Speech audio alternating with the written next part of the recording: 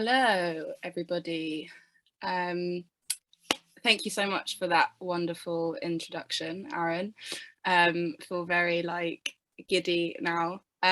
Whenever I tell people the name, just as a preliminary to reading the poems, because when I read them, I'm just going to go straight through them. But yeah, whenever I tell people the name of this book, they're like, "What? You wrote a whole book about Pete Davidson?"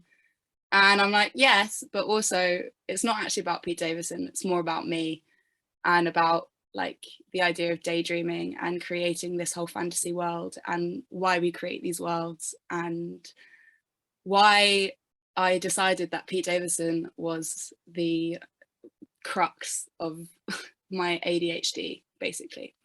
So without further ado, I'm going to get into reading the poems. There's two different types of poem. There's the one where I'm responding to something that's happening in real life, or there's ones where it's like a complete daydream. But the first one is kind of an introduction to all of it. So here we go. Pete Davidson, brackets, Ariana Grande could never. Recently, I've been having daydreamings of Pete Davidson. This is not unordinary. They come to me like woodlouse crawling out of piles of damp leaves onto the knees of late school children. My daydreams are not Jabberwockies caning cans of Red Bull, much simpler. Instead, on 1 hour walks, I look at wooden tables leaning against closed pubs, think, if I happened to run into Pete Davidson on this street corner, would we fall in love with a badly delivered joke over a glass of soda and lime? Would we sit outside, oblivious to onlookers scouring my hands for 7 rings? How long would it take for opportunists with cameras to get lucky? I can see it. My head turned in slight shock. He, a library statue, all knowledge. In my newest fantasy, I am wearing sunglasses that don't hide my face, and he is pale. So pale the sun decides to shine on him directly like a detective's desk lamp. What do you do in the shadows, it asks. I tell the sun to soften on his features and offer him factor 50. He is grateful I am the good cop. Later, I walk along Brighton Beach, lick my lips between waves retching on the shoreline and play this image in my head over and over again. My feet, the mechanism transforming my eyelids into a private cinema. Audio playing, this is okay with too much fervour to be wholesome. When I go home, I hesitate to write this down. What if one day he sees this poem? My woodlouse fantasies, childish and toxic like a chalkboard. His ex wrote the song Pete Davidson in the whirlpool of their relationship. Now she is married to someone else, I can't help but hope he is not clinging to the side of his life, wishing for armbands. Pete, I whisper to the other side of the dark. Don't drown. I will be your lifeguard. And halfway across the world on the light side of the moon, he drifts off and I sing. Pete Davidson has a new girlfriend, and I'm cutting my teeth on new poetry collections to make me seem sharper. I am happy for him, don't get me wrong, but I'm also banging my head on the chopping board telling my mother it's the onions. It's not that I am heartbroken. On the contrary, I regularly pray for his heart to find a regular pattern and not flatline into coping mechanisms. But now I will have to parallel park the highly developed sensory landscapes confined to the corner of my mind, unused unless in emergencies, like rearranging the furniture I saved for our first Brooklyn apartment. And at this moment, butterflies start to make short-lived homes amongst the fuchsias in the front garden. Dolphins breach fresh mackerel onto worn pebbles, and I am in love with the way nature carves its name into each day. Oh, suck me through a puddle and turn my fingertips into fresh dates. I do not have enough space in my brain to learn someone new's favorite color or particular parental dynamics. Save me the internet searches. Don't remind me there's a world out there. I cannot feign interest in another episode of the Joe Rogan podcast, and now my fantasy world is turning itself to dust. with the realization that my crush has a real love. So I closed the door to my head for a bit, tried to remember every woman's face on the train platform. Sometimes I worry everyone else's hopes and dreams are so much lighter than mine. Pete Davidson and I share coffee in a New York diner. Closer to good morning than good night, those small numbers that feel both alive and dying. We sit with black coffee, stale toast, and forego small talk. I tell him, ask me the big questions, ones that keep you awake at night. Have you ever asked the ceiling if it's met the sky? In this daydream, delicate and liquid in its immaculate conception, I am in New York shooting a movie from a script I haven't yet adapted. Too busy bending myself into fixtures of London furniture and judging a scene I helped create, but in my daydream, I am playing Patti Smith in Just Kids, wrapping my teeth around the word yellow like a Greek prayer. Cheers to the life we live, Pete. We crash cheap china together, careless in our rush of adrenaline. We are here by chance.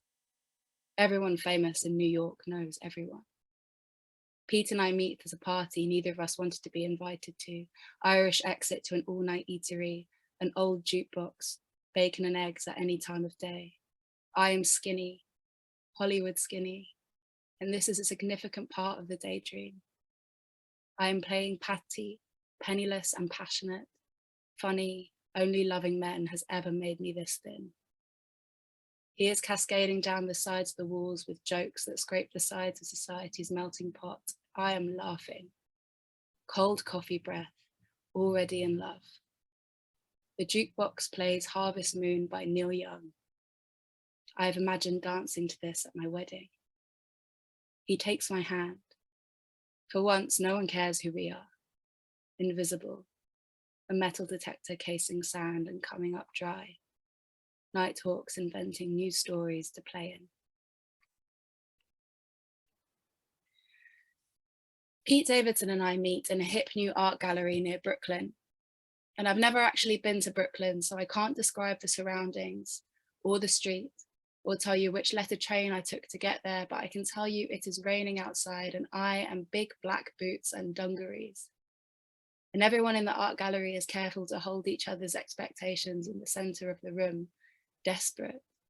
Don't accidentally alter priceless pieces. In this scenario, my hair is long, dark, and dripping wet. I never remember my umbrellas and I left my hat holding onto a rope, the kind that could break any moment when I look into the mirror and see my real reflection. I am wearing a long grey coat by Ralph Lauren I got for free from a girl who left her flat in Camberwell for Singapore at late notice. In real life, I lost the coat a couple of years ago, but here I am, an island in its waters, reminding myself the good things always come back. Pete Davidson stands alone for once. He is admiring a piece of art projected onto the wall. The piece builds the longer you stare at it. At first, you don't notice the small alterations, the offering of each layer, a mother-in-law slowly adding more sugar to your tea. A whole conversation passes before we look at the art again and see a totally different escape.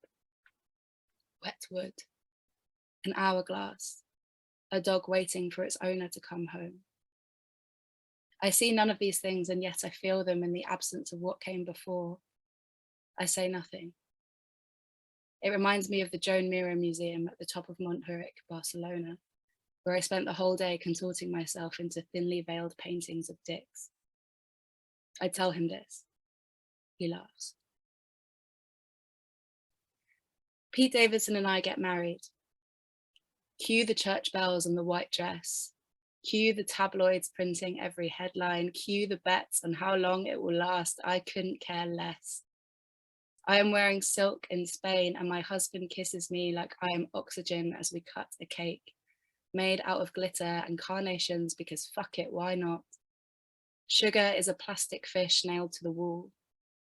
Only love could touch every part of the tongue on this day, delicate and dackering in the neoliberalism of our union.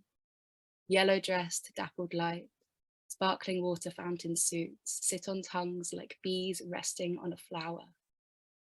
Phoebe Bridgers and Tom Misch play the first song and they cover Harvest Moon so beautifully. Silk chiffon teeth, eyes like forest fires. There is not a dry eye in the house. I wake with a wet face. This is my final one, my closer. I make Pete Davidson on Sims 4. I play it for 4 days straight until the original Sims are dead and all that's left is a legacy of pixelated people with names that sound sophisticated. I've already used up all the names I think would suit an amalgamation of us, so I Google all the names that begin with S, soft and stuck and simple in its sophistication. Santiago, the boy who could harness the wind. Sacrum, the bone that holds history. Sadist, the dark label to dip into when the night finds its way to earth. This fake town is getting too small for all the fake people I am making, but I can't stop making them fuck each other until they collapse from exhaustion. Pete Davidson is now a ghost and occasionally comes back to haunt his grandchildren who he's never met. I have a ghost in my head that penetrates underneath my eyebrows. When I finally go to sleep, I dream we are Sims living in Sim City. And all my daydreams come true in the night until the city collapses into thousands of breeze blocks. We turn into aliens, and the hell is real billboards pollute the sky in pastels and screaming. It falls on me as I clutch Pete Davidson, but he evaporates just as I wake up, birdsong falling into a crescendo from my phone at the foot of the bed. Thank you.